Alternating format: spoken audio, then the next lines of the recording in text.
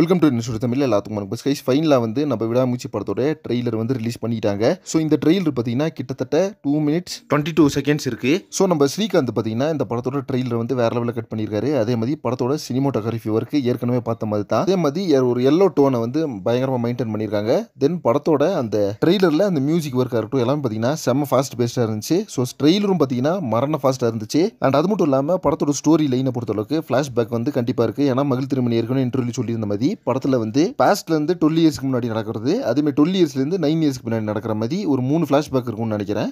அதை தொடர்ந்து பார்த்தீங்கன்னா அசர்பைஜானில் நடக்கிற ஸ்டோரிஸ் இந்த மாதிரி காட்டுறாங்க.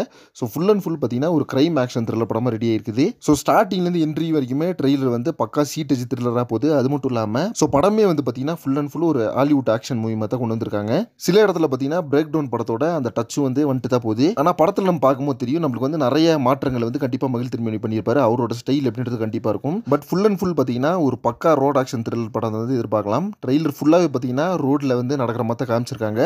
அண்டு மெயினான ஸ்டோரிஸ் எல்லாமே பார்த்தீங்கன்னா ஹைவேஸில் தான் நடக்கும் ரொம்ப நான் எக்ஸ்பெக்ட் பண்ணுறேன் கைஸ். ஸோ என்ன தான் இது வந்து ஒரே நாளில் நடக்கிற கதை அப்படின்ற மாதிரி நிறைய பேர் சொன்னாலும் இந்த படத்துடைய ட்ரெய்லரை பார்க்கும்போது ஒரே நாளில் நடக்கிற கதை மாதிரியே இல்லை. ஃபுல் அண்ட் ஃபுல் வந்து பார்த்தீங்கன்னா நிறைய இடத்துல மாறிட்டே இருக்கும். ஸோ நம்ம எல்லாருமே எதிர்பார்த்த மாதிரி கொஞ்சம் கூட ப்ரெடிக்ட் பண்ண முடியாத அளவுக்கு ட்ரெய்லர் கட்டை வந்து ஸ்ரீகாந்த் வந்து செம்மையாக பண்ணியிருக்காரு.